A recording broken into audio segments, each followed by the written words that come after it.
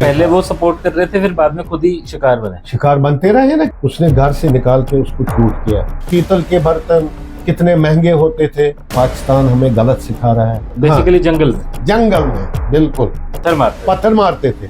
हमारी लेडीज के खिलाफ चले। ये हमारे मकान तो जला बहुत देर हो गई। हाँ, अब तक बहुत देर हो गई थी। हमारी बर्बादी हो गई थी।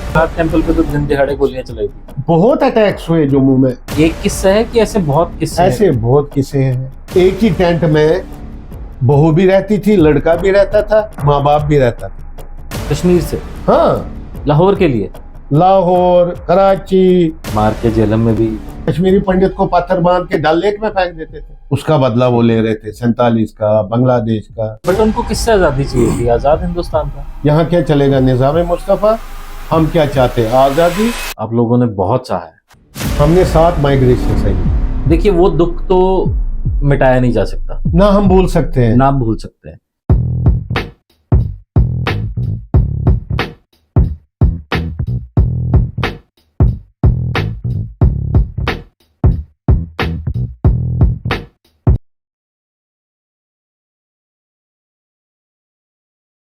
नमस्कार दोस्तों, आपने बहुत सारे लोगों के मुंह से कश्मीर के बारे में सुना होगा।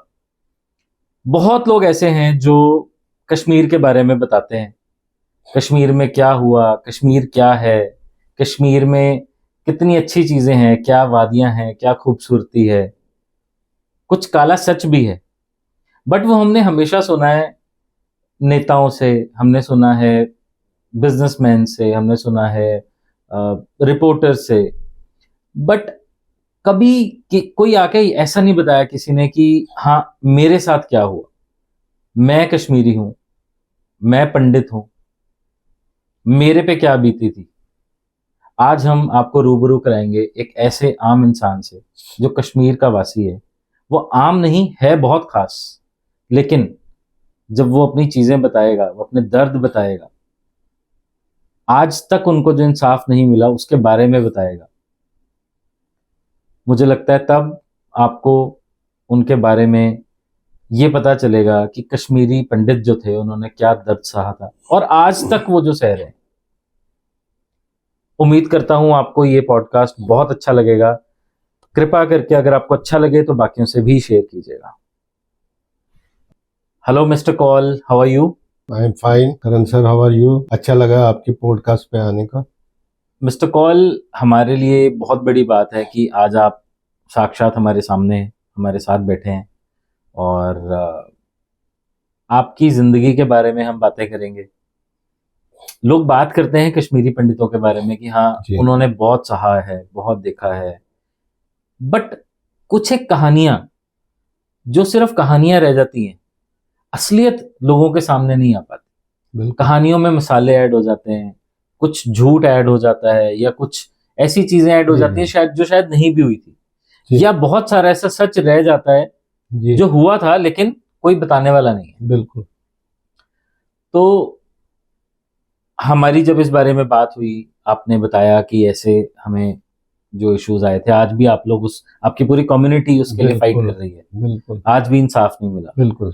तो हम उस पे भी आएंगे, लेकिन उससे पहले मैं जानना चाहता हूं कि आपकी जिंदगी की शुरुआत कहाँ से हुई, क्या किया आपने अपनी जिंदगी में, कौन से स्कूल में गए, कौन से कॉलेज में गए, बताइए कुछ अपने बारे में। सर बेसिकली हम श्रीनगर, एक डिस्ट्रिक्ट श्रीनगर में मशहूर जगह थी शहर में, उसका नाम था करण नगर। वहाँ हम रहते थे। ठीक है। तो मेरी स्कूलिंग वहाँ, बड़ा अच्छा स्कूल था, नेशनल हाई स्कूल। ओके। वहाँ से स्कूलिंग हुई। उसके बाद 12th में 11th में हम एसपी कॉलेज चले गए। ओके। एसपी कॉलेज भी बड़ा मशहूर कॉलेज रहा है। तो उसके बाद वहाँ से कॉलेज में पढ़ के वहाँ से फिर अपना इंजीनियरिंग वगैरह पूरा किया और उसके बाद चल पड़े आगे अपनी जिंदगी के सफर पे। हाँ जी। ठीक है। कश्मीर कहते हैं कश्मीर से इंसान निकल जाता है लेकिन उसके अंदर से कश्मीरियत नहीं निकलती जी। तो ऐसा क्या है कश्मीर में जो इंसान, क्योंकि बहुत जगह लोग रहते हैं, कोई यूपी में रहता है, कोई बिहार में रहता है, कोई पंजाब में रहता है, बट फिर भी कश्मीर के लिए स्पेशली कहा जाता है कि जो कहीं से कुछ भी उसके अंदर से निकल सकता है, कश्मीरियत नहीं निकल सकती।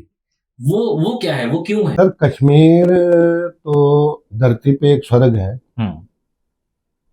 सब कहते आए हैं धरती पे स्वर्ग है।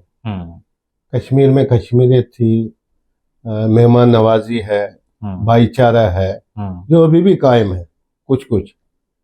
तो उसके लिए कश्मीर मशहूर था। कश्मीर अपनी ब्यूटी के लिए मशहूर था।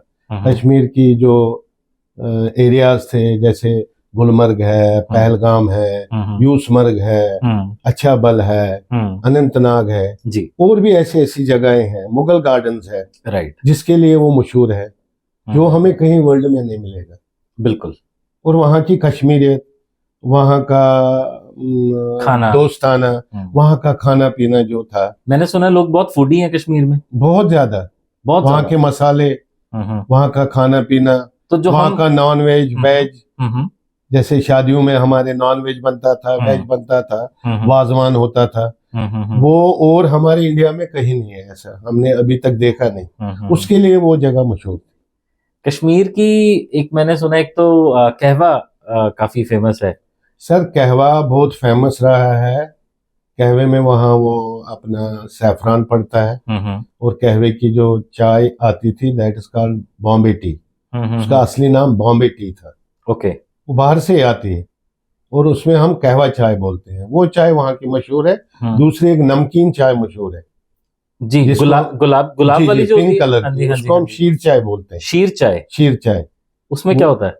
उसमें भी एक पत्ती लंबी आती है लीव्स की, वो भी बाहर से आती है। उसमें नमक पड़ता है, दूध पड़ता है। वो चाय को पहले बड़ा वो पकाना पड़ता है। अच्छा। उसके बाद उसका दूध डाल के नेचुरली पिंक कलर आता है, नेचुरली। हाँ। और कहीं भी वर्ल्ड में ऐसी चाय कहीं आपको मिलेगी। अच्छा, ऐसा है। क्या बात है। उसके अलावा वहाँ के ड्राई फ्रूट्स, वहाँ के सेब पूरे वर्ल्ड में मशहूर, पूरे वर्ल्ड में जाते भी, वहाँ के नाशपाती, वहाँ के बादाम, और भी कई कई चीजें जो पूरे वर्ल्ड में मशहूर है और पूरे वर्ल्ड में भेजी जाती है। ये वहाँ का था सर। तो आपने बताया अपने स्कूल के बारे में, कॉलेज के बारे में, कश्मीर के बारे में। तो आपके फादर, आप you were into joint family? अपने फादर क्या करते थे? मेरे ग्रैंडफादर, जहाँ हम रहते थे, मेरे ग्रैंडफादर कश्मीर के, पूरे कश्मीर प्रोविंस के मशहूर इनकम टैक्स एडवोकेट थे। उनका नाम पंडित नरेंद्र नाथ कोल था। अच्छा। और मेरे फादर साहब, उनका नाम लेट पंडित जवाहरलाल कोल था। वो रिटायर हो गए under secretary ministry of home, Jammu Kashmir government. Ministry of home जी, जम्मू कश्मीर गवर्नमेंट में थे वो। मैंने सुना है कश्मीर में जब से ये धारा 370 हटी है जी, और पहले में और अब में धारा 370 हटने में क्या फर्क लगा आपको? सर धारा 370 के जो कुछ पहलू थे वो खत्म हो गए थे पहले से जी, क्योंकि बहुत सारे एग्रीमेंट हो गए, बहुत सारे चीफ मिनिस्टर्स के सेंटर के टाइम भी बहुत निकला, हाँ एग्रीमेंट हो गए, तो वो आहिस्ता आहिस्ता कुछ कानून खत्म हो गए थे जी। तो अब जो धारा 370 35 से हटा, वो पार्लियामेंट में हटा, कानूनी हटा जी। उससे क्या हुआ, हम लोग अगर कश्मीर को बोलते हैं हम भारत का अटूट अंग है। बिल्कुल, अगर अटूट अंग है तो फिर दो झंडे नहीं होने चाहिए, दो निशान, दो प्रधान, दो संविधान, ये नहीं होना चाहिए। बिल्कुल, जो वो दो संविधान थे उससे वो हम नहीं मानते थे कि ये इंडिया का अटूट अंग है, या सुप्रीम कोर्ट का इंटरफेरेंस नहीं था। पाकिस्तान भी बहुत इंटरफेरेंस, हाँ पाकिस्तान की इंटरफेरेंस थी, सुप्रीम कोर्ट की रूलिंग नहीं चलती थी, बहुत सारा ऐसे आपको कोई प्रॉब्लम थी तो क्या आप सुप्रीम कोर्ट जा पाते थे? पहले नहीं जा पाते थे ना, सुप्रीम कोर्ट का कोई कानून हम पे लागू नहीं था जब तक 370 था। तो जो आपके या बहुत सारे ऐसे कानून थे, बहुत सारे क्रिमिनल कानून थे जो हम पे लागू नहीं होते थे। हम अपनी मनमर्जी चलाते थे, क्या हमारी अपना कॉन्स्टिट्यूशन है, अपनी असेंबली है। अगर कश्मीर अटूट अंग है भारत का तो ये सब खत्म होना चाहिए था, जो कि अब खत्म हो गया। और रहा 35A का सवाल जी, 35A में हमारी लड़की, हमारी बहनें अगर बाहर शादी करती थी आउट ऑफ स्टेट, तो उनको कोई हक नहीं मिलता था। बट वो तो पाकिस्तान से, अगर जबकि पाकिस्तान से कोई लड़की शादी करके कश्मीर आती थी तो उनको सारे हुकूक मिलते थे। वो तो नाजायज था। उससे वो हमारी, जबकि वो अदर कंट्री है and this was India. Yes, तो अब उन बेटियों को पूरे हुकूक मिले जो मिलने चाहिए थे। ठीक है, ये फर्क था 370। मतलब कहीं ना कहीं बेनिफिट हुआ हाँ, कश्मीर को, कश्मीरियत को, यस, हिंदुस्तान को। बिल्कुल। एक झंडा, एक निशान। विधान, एक निशान होना चाहिए। बिल्कुल। क्योंकि हम अपने आप को हिंदुस्तानी बोलते हैं, इंडियन बोलते हैं, तो हमें वही चलेगा जो इंडिया का है सब कुछ। बहुत सारे लोगों का सुनने में आता है कि एक समय था जी जब कश्मीर के लोग अपने आप को हिंदुस्तानी नहीं मानते थे। वही बोलते थे अच्छा यू आर फ्रॉम इंडिया, जी ऐसे बोलते थे जब कोई अपने दूसरे नॉर्दर्न रीजन से या साउथ रीजन से या किसी भी रीजन से कश्मीर में जाता था। तो वो जी, क्या वो सच है? ऐसा सही है। उसमें वो थोड़ा वो समझते थे कि ये एक इस्लामिक स्टेट नहीं, इवन इस्लामिक कंट्री है। फंडामेंटलिज्म बहुत था, और प्रीचिंग, नई जनरेशन जो थी उनको प्रीचिंग गलत हो रही थी, उनको गलत सुनाया जाता था, गलत पढ़ाया जाता था कि भाई हम इस्लाम को फॉलो करते हैं, इस्लामिक कंट्री है ये, हमें इस्लामिक कंट्री बनानी है। जे.एंड.के को, नॉट जे.एंड.के को, कश्मीर को, कश्मीर को, क्योंकि कश्मीर में ज्यादा तो आबादी मुस्लिम्स की थी जी, और जम्मू में ज्यादा आबादी हिंदुओं की थी। एक समय था काफी समय पहले, ये कश्मीर जो था ये मुस्लिम बहुमूल इलाका नहीं था, ये हिंदू बहुमूल इलाका था। और जो राजा थे यहाँ के, उन राजाओं के बाद जब दौर बदला, समय बदला, तब कैसे हिंदुओं की तादाद घटी और कैसे मुस्लिम कम्युनिटी ऊपर आई वहां पे? सर ये एक्चुअली जो हिस्ट्री है, मुगल राज में कन्वर्शन बहुत हुआ कश्मीर में जी। It was 99% Hindu populated. 99%? Yes, 99% Hindu populated. You are telling me approximate 99? Yes, 99 is approximately 100। तो ये सारा औरंगजेब के रूल में, पठानों के रूल में कन्वर्शन होता था, जनेऊ टनों के हिसाब से जलाए जाते थे। तो कन्वर्शन होते टनों के हिसाब से जलाए? बिल्कुल। एक जगह वहां डाउनटाउन में है, वहां उसको बटियार बोलते हैं। बटियार क्योंकि कश्मीरी पंडितों को वहां बट्टा बोलते थे। बट्टा, कश्मीरी पंडित को बट्टा बोला जाता था। वहां एक जगह बटियार है। बटियार एक डाउनटाउन ओल्ड सिटी। वहां पे बटियार इसलिए कहा गया कि वहां पे भट्टा यानी कश्मीरी पंडितों का 1.5 मन जनेऊ डेली जलता था। 1.5 मन? उसके हिसाब से आप देखो आबादी कितनी रही होगी हमारी। तो ये तो बहुत बड़ा जुल्म है। जुल्म है, और क्या है। उस वक्त भी लोग भाग गए हैं वहां से, पहाड़ियों के थ्रू, जंगलों की थ्रू। क्यों? क्योंकि उस वक्त सुविधा नहीं थी जी, ट्रांसपोर्ट नहीं था, बाकी चीजें नहीं थी, मीडिया भी नहीं थी, सोशल मीडिया कुछ नहीं था उस वक्त भी। लोग फिर औरंगजेब के राज में, मुगल राज में, भूतों के राज में वहां से लोग भागे हैं। पहले अवंती वर्मन था, हिंदू राजा थे उस टाइम में, तो ऐसा कुछ नहीं था। जब फिर रूल चेंज हुआ, मुगल बादशाह आए, चंगेज खान आया, बाकी आए, उनके टाइम में 100% कन्वर्शन हुआ जी। 1990 का जो दौर था जी, जनवरी का, तब एक बहुत बड़ी घटना घटी थी जी। हजारों लाखों लोग अपने घर से बेघर हुए, कुछ मार दिए गए, बिल्कुल, बहुत रेप्स हुए, बिल्कुल। बच्चों को नहीं देखा, बूढ़ों को नहीं देखा, औरतों को नहीं देखा, बिल्कुल, किसी को नहीं देखा। बिल्कुल। तो इसमें क्या सच्चाई है, कहां तक सच्चाई है? और आप हमें कुछ अपने वाकया भी बताएं। ऐसा है करण जी, 1990 19 जनवरी और 20 जनवरी को। तब आप वहीं पे थे? बिल्कुल वहीं थे, बिल्कुल वहीं पे थे। वहां पे मेरे चाचा जी थे, उनका नाम लेट एस.के. कोल है। वो भी बहुत बड़े मशहूर इनकम टैक्स एडवाइजर रहे हैं जी। उनको भी उस चीज का झेलना पड़ा बाद में। तो हम भी थोड़ा सोशल एक्टिविस्ट थे।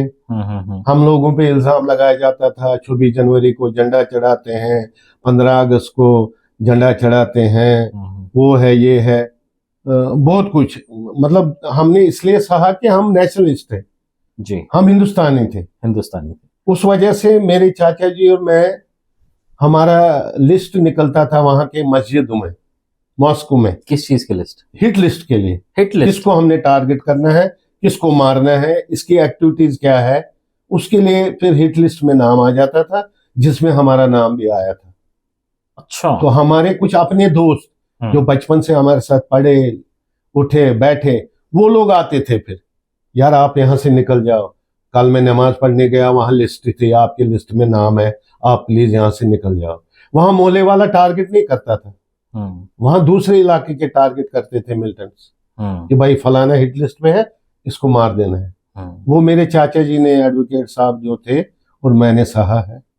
और ऐसा हुआ कि 1990 19 जनवरी 20 जनवरी को सारा हुजूम, सारा जो कश्मीर के इलाके थे, हर जगह, हर विलेज, हर डिस्ट्रिक्ट में लोग बाहर आ गए। ठीक है सर, लोग बाहर आए, उन्होंने नारे लगाए, मस्जिदों से नारे लगे कि यहाँ क्या चलेगा, निजाम मुस्तफा। यहाँ क्या चलेगा? निजाम मुस्तफा, मुस्लिम रूल, एक टाइप का मुस्लिम रूल। यहाँ क्या चलेगा, निजाम मुस्तफा, हम क्या चाहते, आजादी। और उसमें फिर नारे लगाए गए। बट उनको किससे आजादी चाहिए थी? आजाद हिंदुस्तान था। हाँ, तो वो उसमें बैकिंग थी ना उनको पाकिस्तान की, उसमें एक बहुत बड़ी साजिश थी पाकिस्तान की। उसमें फिर 1920 को जब उन्होंने नारे आवाजें लगाई, हम क्या चाहते, आजादी।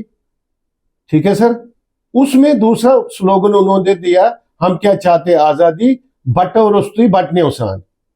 बटने means woman of our community, Hindu woman, उनके समेत, और कश्मीरी पंडित, बटो, बटो मीन्स कश्मीरी पंडित मैन, उनके समेत, मतलब कश्मीरी पंडित यहाँ से निकलो, अपने वुमन, मतलब अपनी बहनों, अपनी माओ और लेडीज को यहाँ रखो।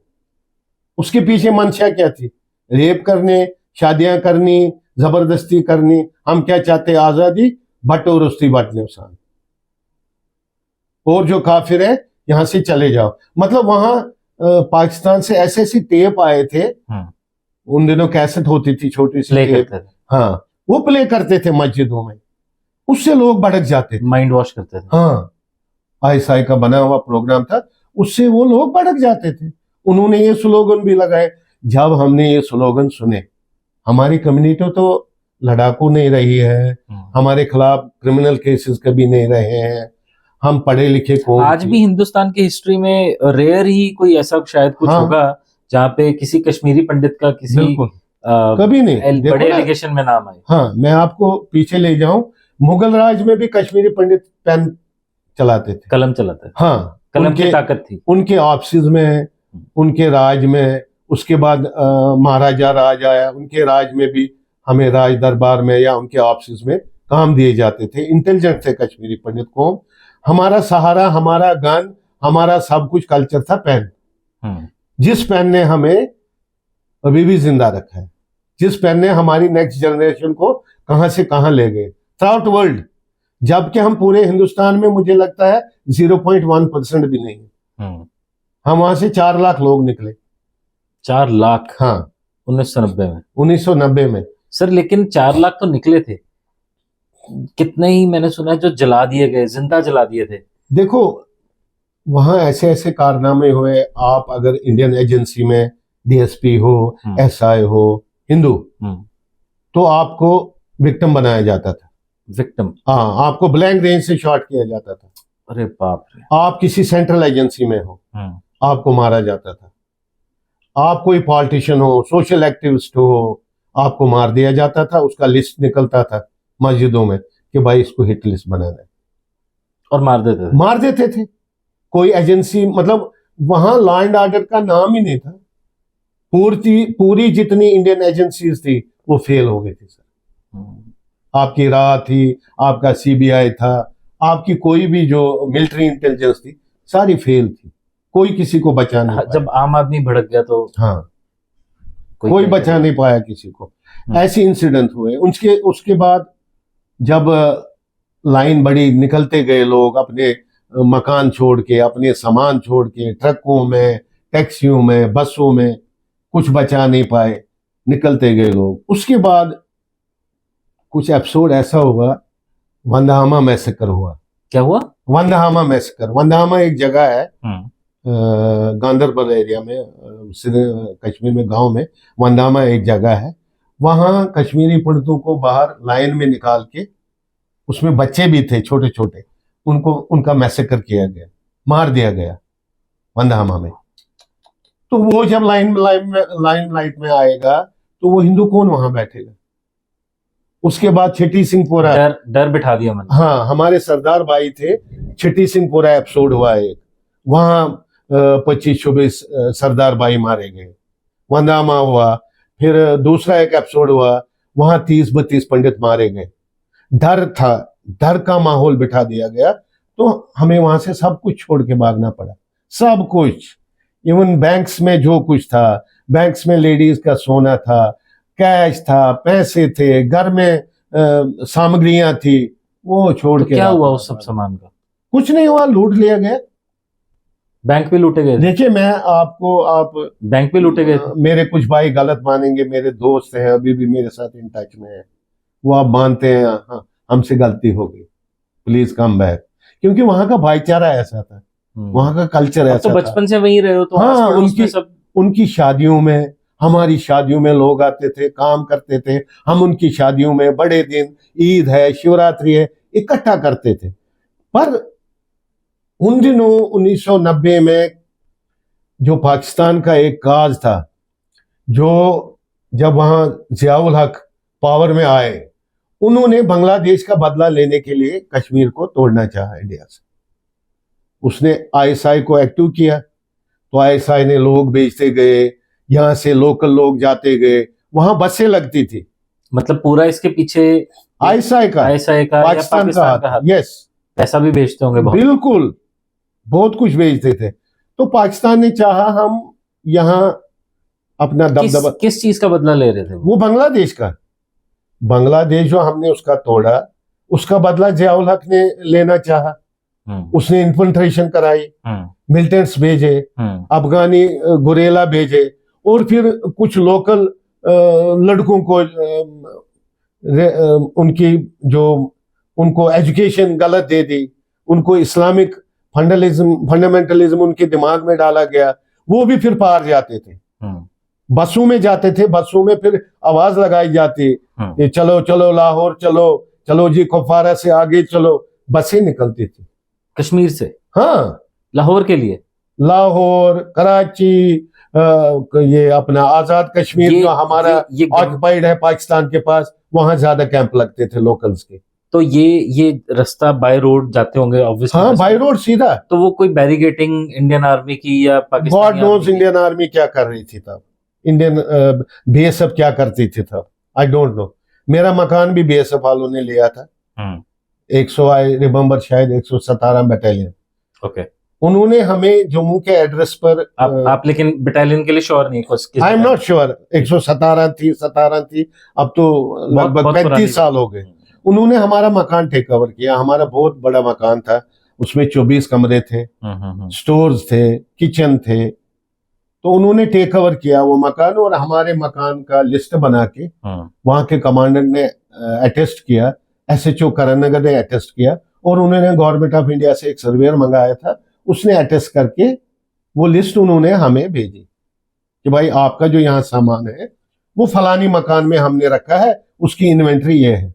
जब हम वहां गए बीच में रिस्क लेके कि भाई हमारा सामान दे दो, उन्होंने कहा यहाँ है नहीं।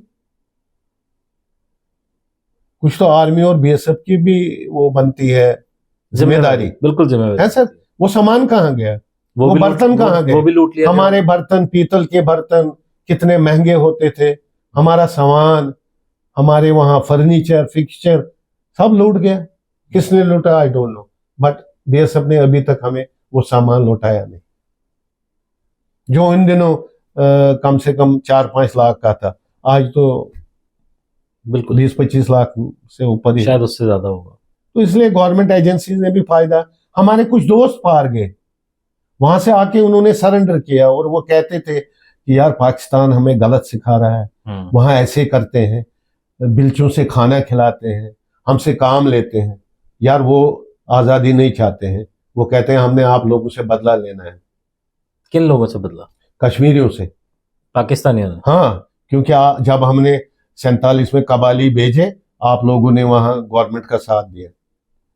वहां जो लोकल मुस्लिम्स थे, जब 47 में कबालीज आए ना जी, तो जब इंडियन आर्मी यहाँ से गई, महाराजा ने सक्सेशन किया इंडिया के साथ 1947 में। हाँ, हम आपके साथ ज्वाइन कर रहे ज्वाइन हैं। करेंगे। तो फिर इंडियन आर्मी गई, तो कबाली आए 47 में, वो पूरा सिटी तक पहुंचे थे। तो इंडियन आर्मी ने उनको धकेल दिया, उसका बदला वो ले रहे थे, 47 का, बांग्लादेश का। बहुत मुद्दे हैं, बहुत हाँ, मुद्दे हैं। बहुत मुद्दे हैं, पर शिकार हम लोग बन गए। आपके साथ कोई ऐसा इंस्टेंस जो जब ये सब हो रहा था, जिस दिन आपने बताया 19 और 20 जनवरी, सर तो 19 आपके साथ कुछ हुआ? आपने सर, लाइव कुछ जी, आपको याद हो? हाँ।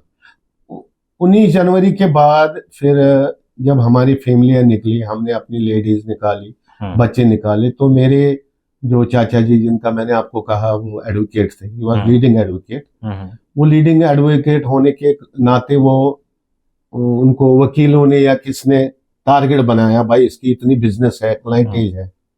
तो मैं सोशल कामों में था, सोशल एक्टिविटी में था, या कभी 26 जनवरी में काम किया, कभी झंडा चढ़ाया, कभी दिवाली मनाई, नेशनलिस्ट, कभी दिवाली मनाई जो हम नहीं मना पाते थे, कभी बिल्कुल दिवाली मनाई। तो हम भी फिर वो बन गए, उसके वो उनके लिस्ट में आ गए कि भाई किसको मारना है। कि फिर मेरा एक दोस्त आया, मैं उसका नाम नहीं लेना चाहूंगा, मेरा बचपन का बहुत अच्छा दोस्त है, अभी भी हम इन टच हैं।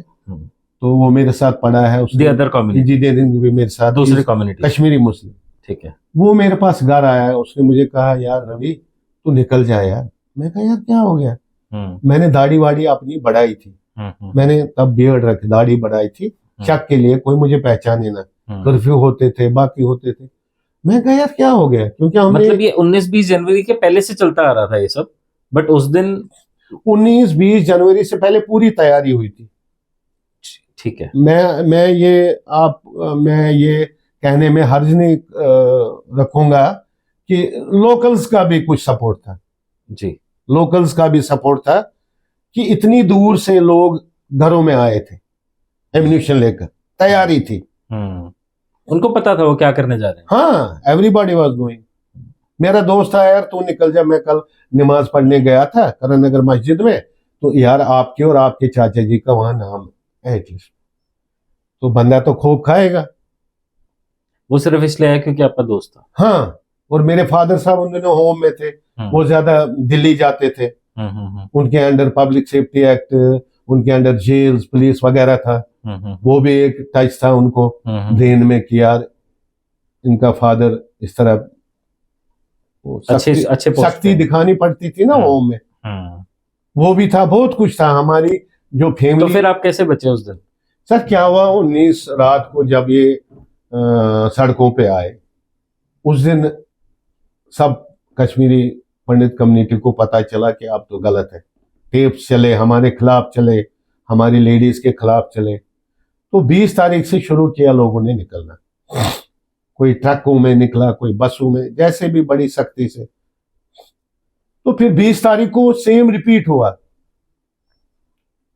उन दिनों हमारा दूरदर्शन केंद्र जो था चेचेनिया का, रशिया में चेचेनिया का रेवोल्यूशन ब्रॉडकास्ट कर रहा था। ओके। और वो चेचेनियन रेवोल्यूशन जो था वो मुस्लिम रेवोल्यूशन था जी, ये पता होगा। बिल्कुल बिल्कुल। वो इंडियन गवर्नमेंट को ब्रॉडकास्ट करना नहीं चाहिए था, उससे उनको ज्यादा आग भड़क गई, यार वो रशिया को दांत दिखा रहे हैं, हम क्यों नहीं दिखाए हिंदुस्तान को। तो 20 को तो ज्यादा ही बुरे हालात हो गए। फिर 20 से आगे रोज जुलूस निकल रहे हैं, कोई गली, कोई चौराहा, कोई जगह नहीं जहां जुलूस हमारे खिलाफ भी बोला करते थे और लोग भागते थे। एक दिन ऐसा आया सर, इतना हमला हुआ कि मैंने चाचा जी को कहा, मैंने कहा यार हुजूम है, कोई आर्मी सड़क पे नहीं है, बीएसएफ नहीं है, पुलिस नहीं है, ये हुजूम आ रहा है, ये हमारे मकान तो जला देंगे। ठीक है सर। आप वहीं पे थे? मैं वहीं पे था, मैं अप्रैल 90 में निकला। ठीक है। ये जनवरी के बाद में फिर चालू हुआ ना सारा कुछ। फिर तो एनकाउंटर होते थे लोगों के, मिलिटेंट्स किडनैप करते थे और चौराहों पे फायरिंग होती थी, आर्मी पे, पुलिस पे, बेसब पे सरेआम। अफरा तफरी थी जी सरेआम। उनके पास वो वेपन थे जो इंडियन आर्मी ने नहीं देखे होंगे उन दिनों, ऐसे वेपन उनके पास थे, चाइनीज, रशियन, जो भी। तो मैंने चाचा जी को बोला, मैंने कहा यार अब तो हमने मरना है, आज का जो जुलूस है ये तो मकान हिंदुओं के जला डालेंगे, तो हम कहाँ जाए, हमारे पास, उनके पास पुरानी मारुति थी। मैंने कहा आपके पास गाड़ी में तेल है? कहता है यार थोड़ा सा तेल है, हम काजीगुंड तक भाग सकते हैं। मैं कहा काजीगुंड तक जो इलाके हैं बीच में वो तो खतरनाक इलाके हैं, हम तो जिंदा जला दिए जाएंगे। कहता फिर क्या करें? जिंदा जला देते थे? हाँ। मैंने कहा फिर क्या? अरे जबाने काटते थे, दांत निकालते थे, बड़े बड़े कवियों को, बड़े बड़े राइटर्स जिंदा को, इंसान की? हाँ, बड़े बड़े राइटर्स कवियों को पेड़ से लटकाते थे। पहले बुलाते थे, आओ जी, हमने, उनकी माँ बहनें चीख पुकार लगाती थी, इनको कहाँ ले, हमने बात करनी है बस, उनको लेके फिर खेतों में लटकाते थे। उधर हमारे एक मशहूर जज हुआ करते थे, जस्टिस नीलकंठ गुंजू, उनको सरेआम लाल चौक में मारा। नीचे फिर किताब रखी, ना पुलिस ना कुछ, वो घंटों पड़े रहे, क्योंकि उसने सेशन कोर्ट में मकबूल भट्ट को फांसी दी थी, फांसी का डिसीजन दिया था। मकबूल भट्ट एक रहा है जी। इनका वो लीडर या टेररिस्ट ही समझो, उसको मार डाला। पर जब उन्होंने हाईकोर्ट में अपील की, हाईकोर्ट के जज को क्यों नहीं मारा जिसने वो ओके कर दिया, हाँ जी सेशन कोर्ट ने ठीक दिया है? सुप्रीम कोर्ट के जज को क्यों नहीं मारा? नीलकंठ गुंजू को क्यों मारा? क्योंकि वो कश्मीरी पंडित था। आपने नीलकंठ गुंजू ने एज ए जज सबूतों पे उसको फांसी का ये दे दिया। जज बिल्कुल धर्म देख के थोड़ी डिसीजन लेता। हाँ, नीलकंठ गुंजू की जजमेंट के बाद वो गए हायर कोर्ट, हायर कोर्ट ने डिसमिस किया, उसके बाद गए सुप्रीम कोर्ट, सुप्रीम कोर्ट ने भी डिसमिस किया। उन जजेस को क्यों नहीं मारा? कश्मीरी पंडित को ही क्यों मारा? हमारा एक दोस्त था सोशल एक्टिविस्ट, बहुत ही अच्छा एक्टिविस्ट, हिंदू एक्टिविस्ट, उसका नाम था सतीश टिक्कू। उसको घर से निकाला गया, बड़ा हेल्दी लड़का था, बहुत अच्छा लड़का था, उसको घर से निकाला गया बिट्टा कराटे ने। बिट्टा कराटे एक मशहूर टेररिस्ट था, बिल्कुल, ही वाज बॉडी बिल्डर, फिर वो टेररिस्ट बना। पता नहीं हरकुतुल अंसार से या कहां से आ गया था पार से, उसने घर से निकाल के उसको शूट किया सबके सामने, सिर पे, सबके सामने। नहीं, घर से वो लड़का निकला, फेरन में, फेरन हम पहनते एक चोला जी, कांगड़ी, सर्दी का मौसम था, बिल्कुल, कांगड़ी हाथ में रख के उसने बोला उसको बुलाओ, घर वालों को काम है। वो बेचारा सीधा बाहर आया, वो भी बड़ा जज्बाती लड़का था, उसको सिर में गोलियां मार दी। पर वो लड़का सतीश को तब भी उसके पीछे भागा, उसने उसके सिर में कांगड़ी मारी, मरते मरते। किस लिए मारा बेचारे को? वो सोशल एक्टिविस्ट। कईयों को रेप किया गांव में, जो अभी तक पता नहीं है, कई लाशें तो लापता है। गुंजू फैमिली, वो हमारी सरला भट्ट बेचारी, वो जम्मू में थी माइग्रेशन में, उसको बुलाया कश्मीर, कहा आप आ जाओ, कुछ महीनों की तनख्वाह है वो ले जाओ। देखो क्या पॉलिसी बनाई थी।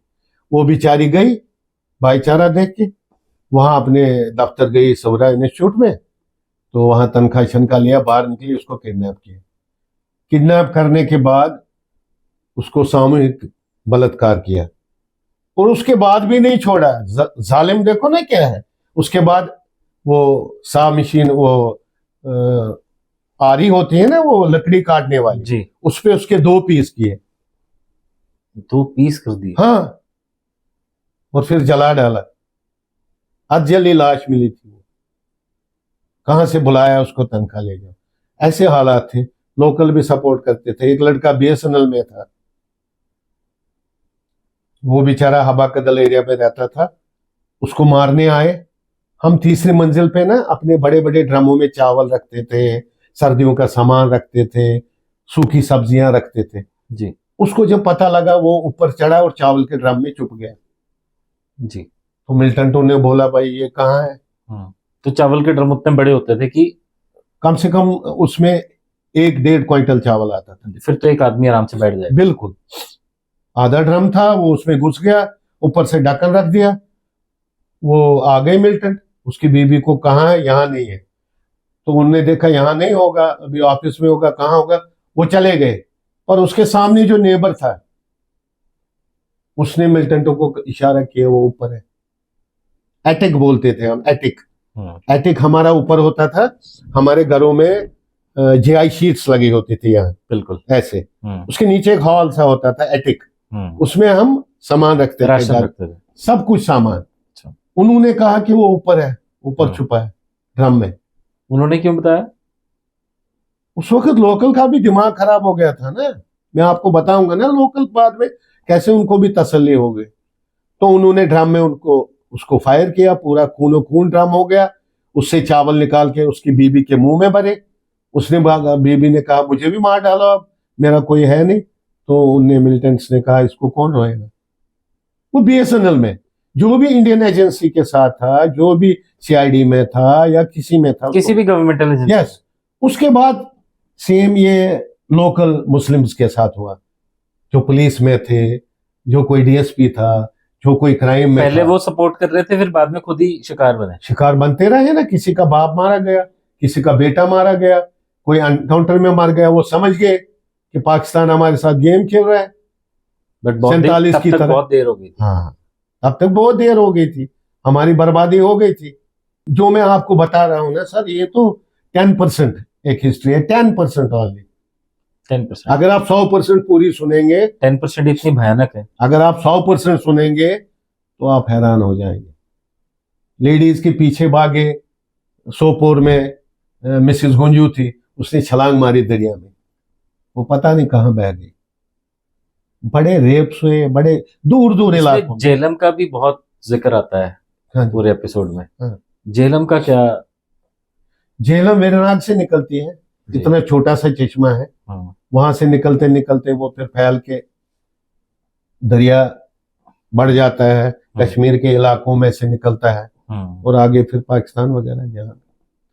झेलम एक फेमस मशहूर, उसमें भी मैंने किसी से सुना था पहले कि मार के झेलम में भी फेंक दिया करते थे, ऐसा दरिया में फेंकते थे ना। मुगल राज में तो कश्मीरी पंडित को पत्थर बांध के डल लेक में फेंक देते थे। डल लेक में? हाँ, औरंगजेब के जमाने में उसका जो गवर्नर वहां था, पत्थर बड़ा बांध के डल लेक में, जो नहीं मानता था कन्वर्ट। एक किस्सा है कि ऐसे बहुत किस्से हैं? ऐसे बहुत किस्से हैं। नहीं, डल लेक में गिरने वाले।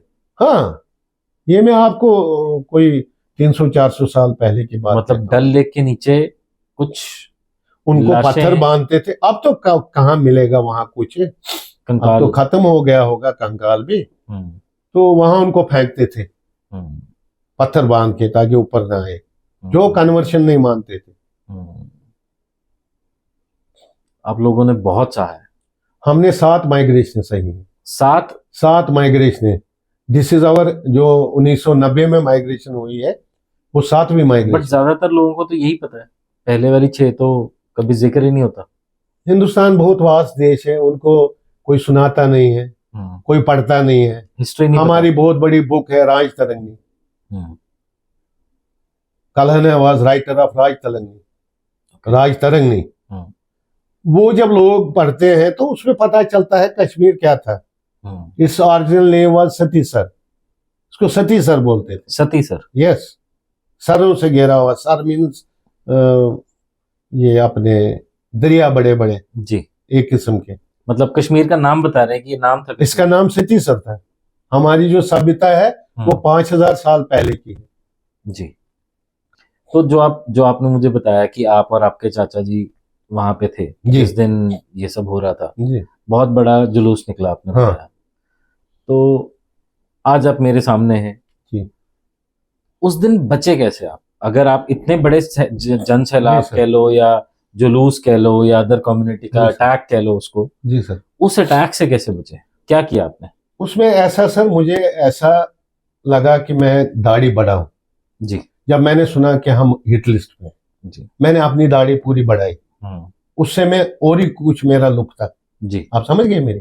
जी, 35 साल पहले बिल्कुल यंग थे हम, जवान थे बिल्कुल।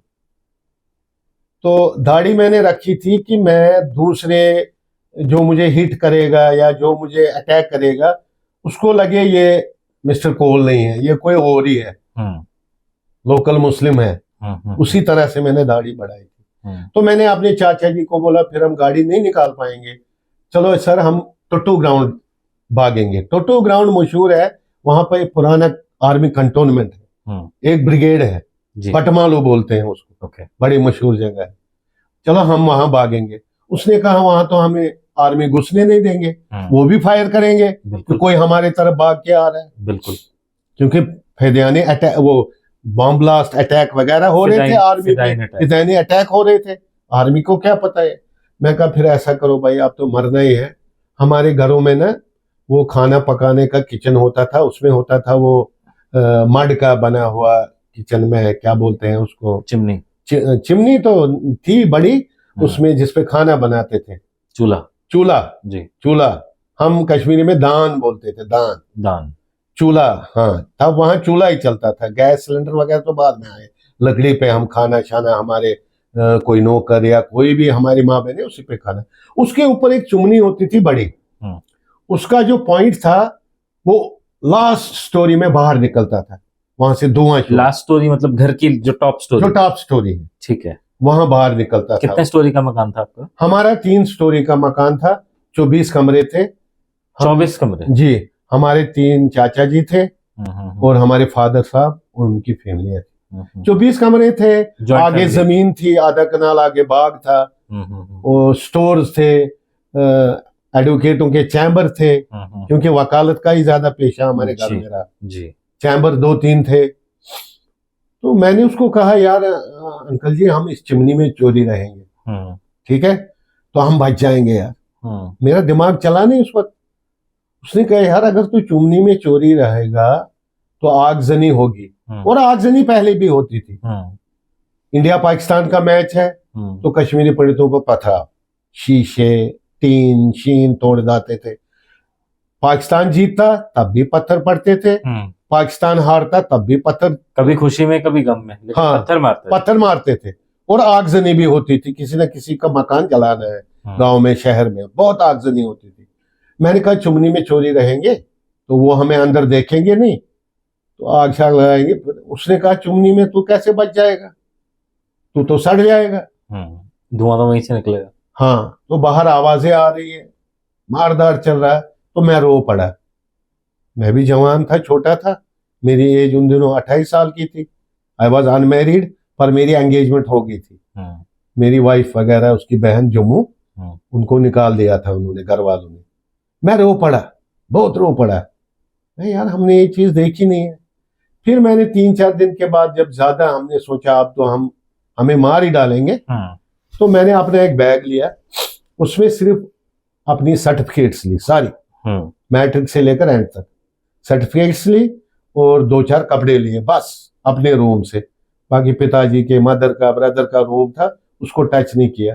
ये मैं दाढ़ी करके चलते चलते, सर ठंडी थी उन दिनों, मैं पहुंचा करनगर जहां हम रहते थे, वहां चौक था।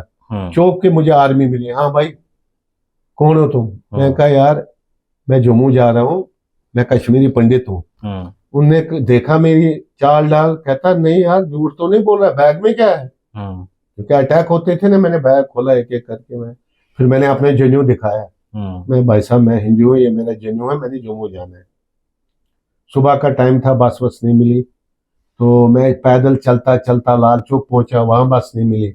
लाल चौक से पैदल चलते चलते बंटवारा पहुंच गया, क्योंकि मेरी माँ टेंस हो गई थी, बहुत टेंस। वो लोग कहाँ पे थे? वो जम्मू में थे जी, दरबार में होता था ना मेरे। जम्मू तब थोड़ा सेफ था? Jammu was always safe, Hindu population थी ना। जम्मू में भी बहुत बार फिर अटैक हुए, रघुनाथ मंदिर पर हुआ, अटैक्स हुए, बस स्टैंड पे, रघुनाथ टेम्पल पे तो दिन दिहाड़े गोलियां चलाई थी। बहुत अटैक्स हुए जम्मू में। दैट वाज वो 95-96 के बाद। बिल्कुल, पहले उन्होंने कंसंट्रेट कश्मीर पे किया। फिर मैं भागते भागते पहुंच गया बंटवारा।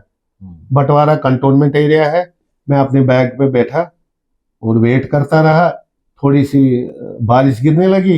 एक वीडियो कोच चलती थी उन दिनों, जिसका अंदर टीवी वगैरह होता था। मैंने उसको हाथ दिया, वो सरदार जी थे अपने ड्राइवर, तो उसने कहा भाई कहाँ? मैं कहा जम्मू जाना है। कहता सीट नहीं है, कैबिन में बैठोगे? मैं यार शुक्र है, बिठा दो यार कहीं पे। तो रात को मैं फिर 11 बजे जम्मू पहुंचा। मेरी माँ तो आपके चाचा जी? चाचा जी भी फिर दूसरे तीसरे दिन दिल्ली भाग गए, उनकी फैमिली दिल्ली भाग गई। ठीक है। फिर जम्मू में कश्मीरी लोग रहे, वहाँ इतनी जगह नहीं मिली, टेंटों में रहे। और जिसने किराए का, जिस घर में वो गाय भैंस का तबेला था, वो किराए पे लिए, वहां रहे। मतलब बहुत सख्ती उठाई, बहुत सख्ती उठाई। तो आपकी जो आपकी फैमिली है, जी या आपके बच्चे हैं, या आपके और भी जो रिलेटिव्स होंगे उनके बच्चे हैं, तो उनकी पढ़ाई लिखाई में, या उनके स्पोर्ट्स में, डे टू डे लाइफ में बहुत धक्का पहुंचा होगा। सर, इनिशियली जब वहां से हम भाग के आए, कुछ बच्चे पैदा हुए थे।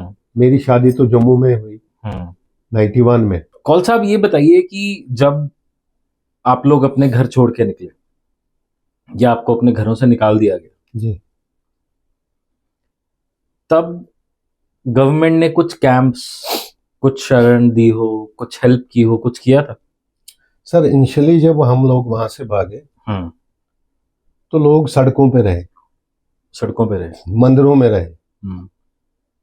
बारिश, गर्म तापमान, बिच्छू सांप जो हमने देखे नहीं थे, वो हादसे हुए सड़क पे। ऊपर आसमान, नीचे सड़क, लड़कियां लेके, माएँ लेके, बहनें लेके, बच्चे लेके, छोटे छोटे पैदा हुए बच्चे। उस वक्त मंदिरों में, सड़कों पे जम्मू पूरा भरा था। तो कुछ संस्थाएं जो थी, हिंदू संस्थाएं जम्मू की, वो आगे आए, उन्होंने लंगर लगाए, उन्होंने कपड़े दिए, उन्होंने कंबलें दी, उन्होंने बाकी जो जिंदगी सरवाइव करने का सामान था वो दिया जी। तो ये फिर चलता रहा। कुछ लोग बहुत दूर दूर जम्मू के इलाकों में किराए पे रहे। मतलब किराए में भी तबेले मिले, किसी को बाहर कोई आउटर वो कच्चा मकान मिला, कुछ मिला, बैठे। जो बिग चंक था उसके लिए कुछ नहीं हुआ। दर बदर थे लोग, रोज जुलूस, रोज जाना, कुछ नहीं। सेंट्रल गवर्नमेंट भी मुझे लगता है फेल थी जी। उस वक्त कोएलिशन गवर्नमेंट थी जब एक्सोडस हो रहा था। कोएलिशन गवर्नमेंट थी, आपको पता होगा किस किस की गवर्नमेंट थी जी। उस वक्त। वो कुछ कर सकते थे, कुछ नहीं हुआ। फिर चलते चलते दूसरी गवर्नमेंट आई, तो चलते चलते फिर गवर्नमेंट ने वहाँ, सेंट्रल गवर्नमेंट ने, स्टेट गवर्नमेंट तो थी नहीं, चीफ मिनिस्टर खुद भाग गया था, जनाब फारूक अब्दुल्ला, वो लंदन भाग गया था। सारी एडमिनिस्ट्रेशन फेल थी। खुद जो करता धरता चीफ मिनिस्टर था वहां का, वो खुद भाग गया। जगमोहन जी गवर्नर थे जी। उसको ऊपर से ऑर्डर जो आता था, या वो मतलब उसको तो हम सब भगवान मानते हैं। अच्छा, जगमोहन जी को भगवान। उनके अगेंस्ट भी पाकिस्तान से बहुत सुनने में आता था, उनके खिलाफ बहुत कॉन्स्पिरेसी, जगमोहन हनन ऐसे करके कुछ। जगमोहन हमारे लिए एक देवता था। उसने एम्प्लॉइज का सैलरी, उसने बाकी काम, बाकी मदद, जो भी हमारे थे जम्मू में ऑब्जर्व माइग्रेशन, वो उसने हमारी मदद की है। वो हमारे लिए भगवान था। भगवान उसको स्वर्ग में जगह दे, ऐसी बात नहीं है। फिर वो पॉलिटिकल शिकार बन गया जी, due to some political party. हम नाम नहीं लेना चाहेंगे, लोग जानते हैं। वहाँ की हुकूमत थी, क्वेश्चन नहीं, उन्होंने फिर हुकूमतें बदली तो हमें शिफ्ट किया गया कैंप्स में। कैंप्स उन्होंने टेंट्स बनाए, तो टेंट्स इन एरियाज में बनाए जहां बिच्छू, सांप, न्योले, पता नहीं क्या क्या बला थी। उन टेंट्स में कुछ बेसिकली जंगल में बिल्कुल।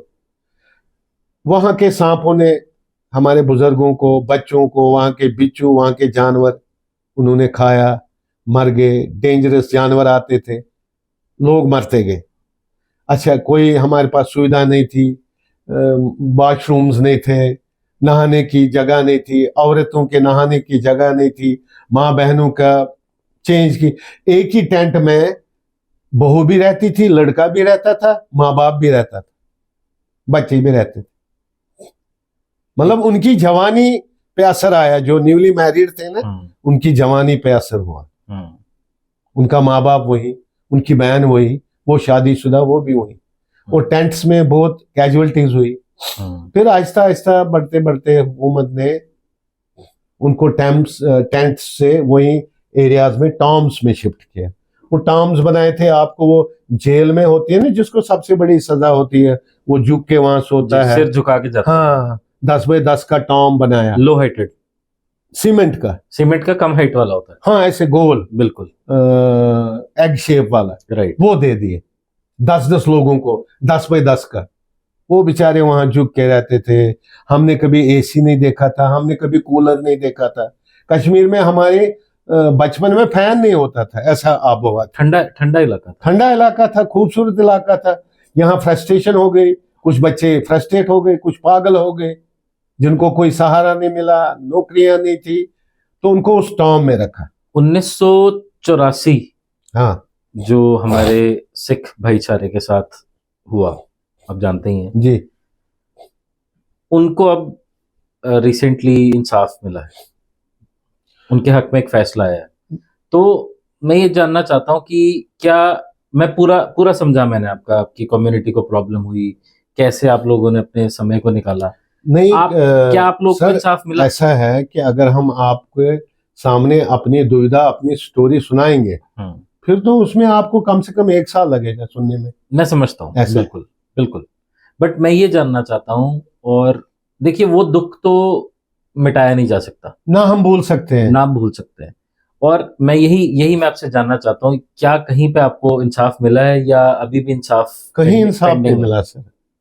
हमारी जो नेक्स्ट जनरेशन थी, उन्होंने अपनी मेहनत से, जैसे मेरी एज है, मैंने अपनी मेहनत से सारा अपने बच्चों पे लुटा दिया जी। मेरी जो जनरेशन है, मेरे वो तो खत्म हो गई जी। हमने कोई ऐशो आराम या कोई सुख नहीं देखा। हमने यही सोचा कि हम सारा अपना निछावर बच्चों पे करेंगे। ऐसा ही मैं देखता हूँ पंडित कम्युनिटी, कश्मीरी पंडित कम्युनिटी जो है, उनके बहुत एग्जांपल्स दिखते हैं। They are not in crime at all, कहीं नहीं, बहुत अच्छी पोजीशंस पे पहुंचे हैं बहुत लोग। देखो आजकल हमारे बच्चे पूरे वर्ल्ड में बड़ी बड़ी पोस्टों में कंपनीज के ओनर भी हैं। हाँ, कंपनीज के ओनर है, ये इंडिया के हर स्टेट में है, वो उनकी मेहनत से, हमारी कलम से जी। आपकी अब इंडियन गवर्नमेंट से क्या गुजारिश है सर? हमारी तो बहुत गुजारिशें हैं, हमने तो अपनी एज निकाल दी। हमारी गुजारिश ये है, जैसे हमारे सिख भाइयों के साथ बड़ा दर्दनाक हादसा 84 में मैसेकर हुआ था, तो उनके मैसेकर पर कमीशन बिठाया गया, एसआईटी बिठाई गई, बट कश्मीरी पंडित, मगर हमारे एक्सोडस, हमें तो अभी भी कहते हैं migrant. What do you mean by migrant? Migrant तो एक पंछी होता है जो साइबेरिया से 2 महीने आता है और किसी कंट्री से आता है, फिर चला जाता है, हमें माइग्रेंट कहा जाता है। और कहां से माइग्रेंट? अपनी कंट्री में? अपनी कंट्री में कैसे माइग्रेंट होगा? पाकिस्तान से आए होते तो माइग्रेंट होते। देखो ना, हमारे अफगानिस्तान के रिफ्यूजी हैं, हमारे वो बौद्ध रिफ्यूजी है, बांग्लादेश, हमारे बांग्लादेशी रिफ्यूजी, बहुत सारे रिफ्यूजी है जिनको गवर्नमेंट ऑफ इंडिया आज से 40 साल पहले मदद कर रही है। हमारे साथ क्या मदद किया? हमारा जो बेचारे रिलीफ होल्डर है, उनका रिलीफ नहीं बढ़ा रहे हैं, उनको मेडिकल सुविधाएं नहीं है, वो बेचारे मर रहे हैं, उनके बच्चे तड़प रहे हैं, बीमारियां हैं, बहुत सारी चीजें हैं जो गवर्नमेंट ने ध्यान नहीं दिया आज, जिसका ध्यान देना चाहिए। और दूसरा, गवर्नमेंट ऑफ इंडिया को हमें माइग्रेंट नाम हटा के डिस्प्लेस्ड कम्युनिटी का नाम देना चाहिए, और एक कमीशन बिठाना चाहिए। जो हमारे लोग मारे गए उनके एफआईआर क्यों नहीं हो, जो एफआईआर करने गए उन पर एफआईआर क्यों नहीं हुआ, बिटा कराटे पे क्यों नहीं हुआ, यासीन मलिक पे क्यों नहीं हुआ? यासीन मलिक को आपने बंद रखा, वो आपने टेरर फंडिंग में रखा। उसने तो विंग कमांडर खन्ना को मारा, उसके साथ 3 आर्मी एयरफोर्स ऑफिसर्स को मारा, वो उनकी सुनवाई क्यों नहीं हो रही है? He should be hanged till death. और उसने जितने कश्मीरी पंडित मारे हैं, वो एफआईआर कहां है? वही मैं कहता हूं, 84 की तरह आपने जो कमीशन बिठाए, एसआईटी बिठाई, इसी तरह हमारे इस एक्सोडस पे, हमारे जो भाई बंधु मारे गए रेप्स पे, उन पे कमीशन बैठना चाहिए और पब्लिक के सामने आना चाहिए, व्हाइट पेपर। ठीक है। और इसके लिए हम सुप्रीम कोर्ट में भी गए पिटिशंस लेके, पर हमारी बदकिस्मती, हमारे सुप्रीम कोर्ट ने कहा इसमें आप लेट हो गया है, हम इस पे कोई टिप्पणी नहीं कर सकते हैं, ना कोई ऑर्डर दे सकते हैं। जबकि 84 का एपिसोड 90 का एपिसोड से पहले हुआ था। ये विडंबना है। बहुत सारी चीजें हैं जो गवर्नमेंट को ध्यान देना चाहिए, बिल्कुल वो दे नहीं रहे हैं। बिल्कुल मैं समझता हूँ, और मैं जरूर इंडियन गवर्नमेंट से भी ये अपील करूंगा और सुप्रीम कोर्ट से भी अपील करूंगा कि इस चीज पे जरूर ध्यान दिया जाए। और साथ ही मैं आपको भी अपील करूंगा कि आप अपनी कम्युनिटी में इस चीज को ज्यादा से ज्यादा फैलाएं, ज्यादा से ज्यादा वायरल करें। बिल्कुल सर, ताकि लोग जागरूक हो सकें, लोगों को पता चले एक कश्मीरी पंडित का दर्द क्या है, आपके साथ क्या हुआ था। हिंदुस्तान के लोगों को भी पता चलना चाहिए, जो हिंदुस्तान को पता, जो घूमने फिरने जाते हैं पर उनको सच्चाई कोई बताता नहीं है। नहीं, यहाँ क्या था, यहाँ किन की पॉपुलेशन थी, यहाँ क्या हुआ, पंडितों के साथ क्या हुआ, कोई उनको ना सुनाता है ना पढ़ाता है। लाशों के ढेर कट हुए। हाँ, अब ऐसा जमाना आया, आप जैसे लोगों की वजह से ये पूरे हिंदुस्तान में स्टोरी तो नहीं है, ये सच्चाई है, सुना दी जाती है, तो अब लोग समझते हैं। जी बिल्कुल, मैं उम्मीद करता हूँ कि हमारे साथ बात करने से आपका मन भी हल्का हुआ होगा। बिल्कुल, और हमारी ऑडियंस को डेफिनेटली पता चलेगा कि क्या हुआ था आज से 35 बरस पहले। और मैं उम्मीद करता हूँ आपको जल्दी इंसाफ मिले। Thank you sir, thank you, बहुत बहुत धन्यवाद साहब। नमस्कार।